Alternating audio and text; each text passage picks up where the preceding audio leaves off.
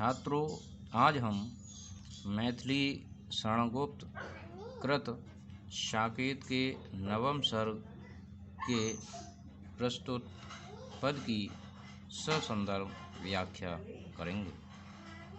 इसकी व्याख्या करने से पूर्व कठिन शब्दों के अर्थ को जानेंगे।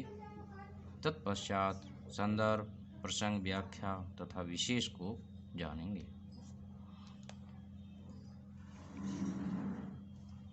तो जीवन के पहले प्रभात में आंख खुली जब मेरी। तो प्रभात जो शब्द है ये अनेकार्थी शब्द है। प्रभात का मतलब होता है सवेरा। जब सूर्य उदय होता है उसे प्रभात कहते हैं। और दूसरा अर्थ होता है यौवन।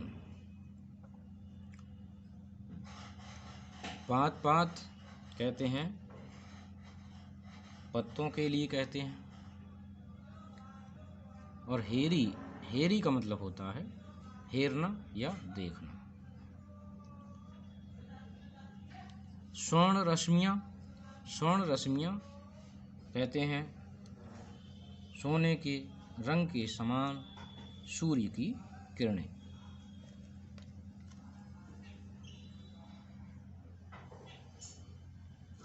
तृण का मतलब होता है तिनका। नभ का मतलब होता है आकाश।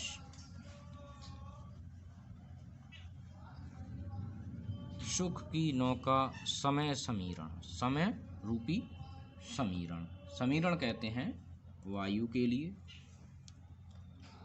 जो वायु, ऐसी वायु जो मंद गति से चलती है और जिसमें शीतलता होती है उसको समीर बोलते हैं। और यहाँ एक शब्द आया है द्विज दलबल। द्विज भी अनेकार्थी शब्द है। इसमें द्विज का अर्थ पक्षी होता है और द्विज का अर्थ ब्राह्मण भी होता है।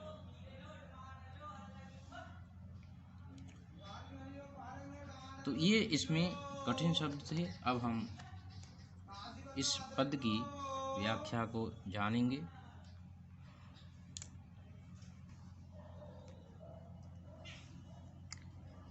तो सबसे पहले संदर्भ की बात करते हैं।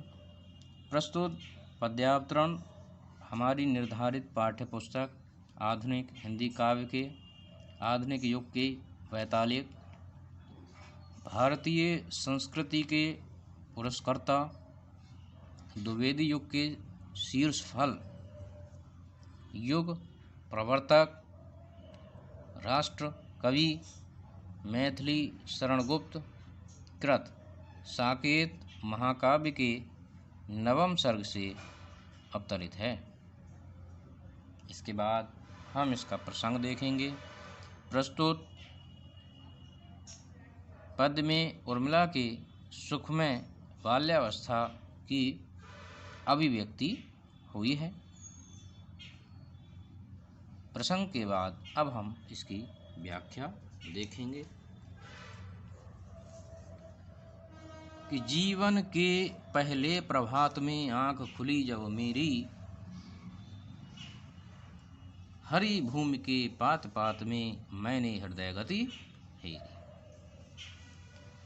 जीवन के पहले प्रभात में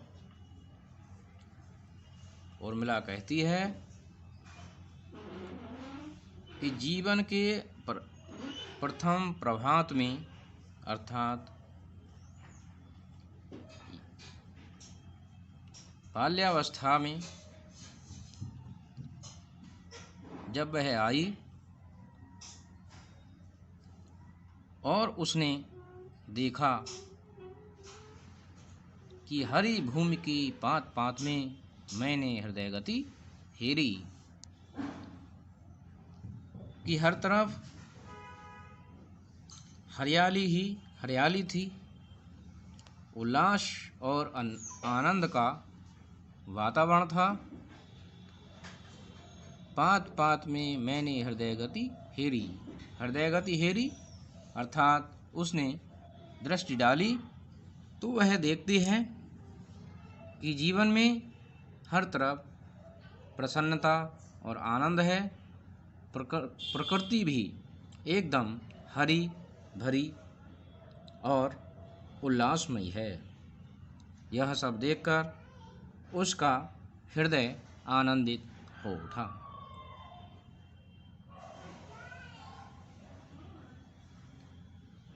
खींच रही थी दृष्टि सृष्टि ये स्वर्ण रश्मियाँ लेकर, पाल रही ब्रह्मांड प्रकृति थी सदैव हृदय से सेकर। कि खींच रही थी दृष्टि, उसकी दृष्टि के लिए सृष्टि में हर तरफ सूर्य की स्वर्णमयी जो किरणें फैली हुई थीं, वे किरणें उसकी ओर आकर्षित कर रही थीं। कि पाल रही थीं ब्रह्मांड प्रकृति थी सदैव हृदय में सेकर। और सूर्य की स्वर्णिम किरणें पूरी ब्रह्मांड में फैली हुई थीं। ऐसा लग रहा था जैसे संपूर्ण ब्रह्मांड प्रकृति को अपने हृदय में समाये उसे पाल रहा।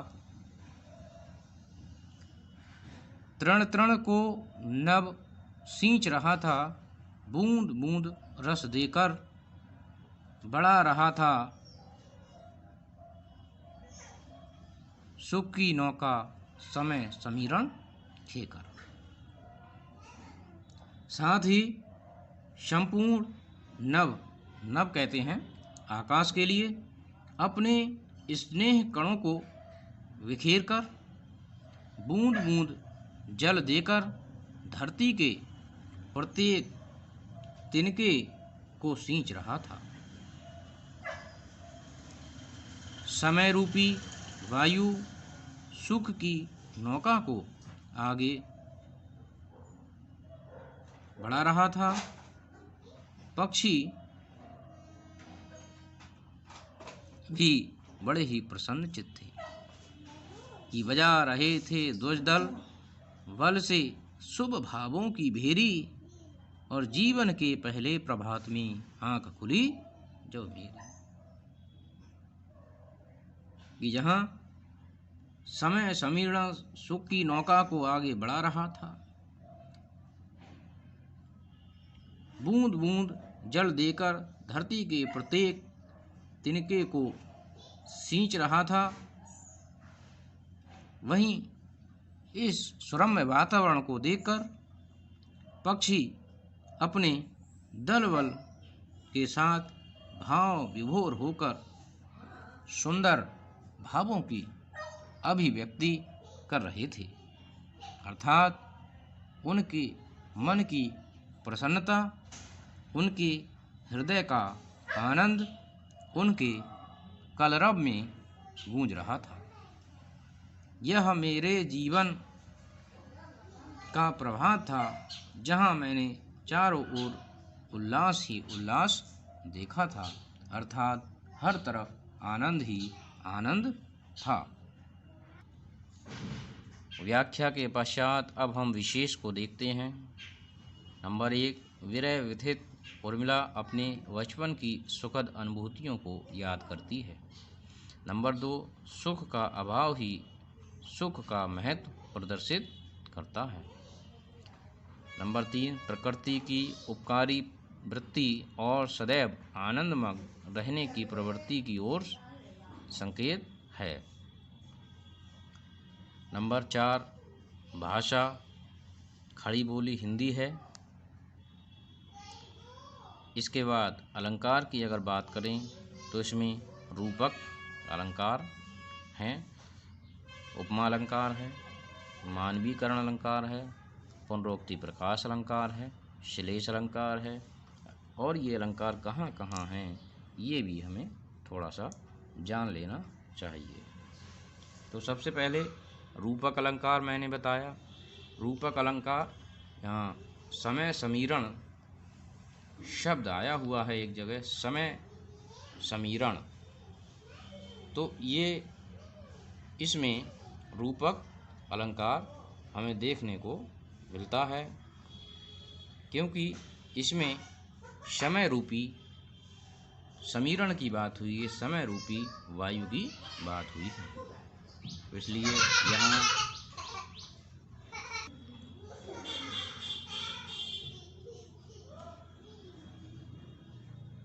इसके बाद उपमालंकार।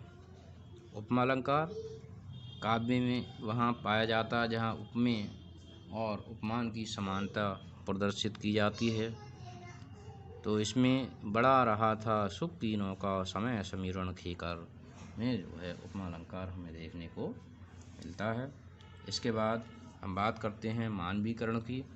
तो जब अमानव पदार्थों अर्थात निर्जीव पदार्थों के लिए मानव सुलभ क्रियाओं से सुसज्जित दिखाया जाता है, तो वहाँ मानवीकरण अलंकार होता है। तो इस पद में मानवीकरण अलंकार हमें देखने को मिलता है, क्योंकि प्रकृति मानव के समान हाव भाव एवं क्रियाकलापों से युक्त देखने को मिलती है। उसके बाद हम बात करते हैं पुनरोक्ति प्रकाश अलंकार की। तो पुनरोक्ति प्रकाश अलंकार काव्य में वहाँ होता है जहाँ कोई भी शब्द एक से अधिक बार आता है, अर्थात उसकी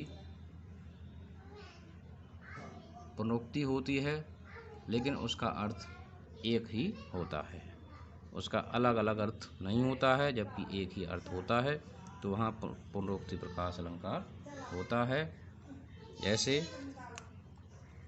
पात पात, यहाँ पर पुनरोक्ति प्रकाश अलंकार है। तृण तृण, यहाँ पुनरोक्ति प्रकाश अलंकार है। उसके बाद हम बात करते हैं श्लेष अलंकार की। तो श्लेष अलंकार जहाँ अनेक अर्थ होते हैं वहाँ श्लेष अलंकार होता है। जैसे प्रभात में श्लेष अलंकार है, क्योंकि प्रभात सवेरा को कहते हैं और जीवन की एक अवस्था को भी कहते हैं। इसी प्रकार से द्विज में श्लेष अलंकार है। द्विज माने पक्षी भी होता है, द्विज माने ब्राह्मण भी होता है, तो यहाँ श्लेष अलंकार है। और इसके बाद हम बात करते हैं पद मैत्री की। तो जहाँ एक से शब्द आते हैं तो वहाँ पद मैत्री कहते हैं। जैसे दृष्टि सृष्टि, यहाँ पर पद मैत्री हुई है। इसके साथ ही जैसे दल बल, यहाँ भी पद मैत्री हुई है। तो मैं समझता हूँ छात्रों कि आज आप ये व्याख्या भली भांति समझ चुके होंगे। तो आज के लिए धन्यवाद।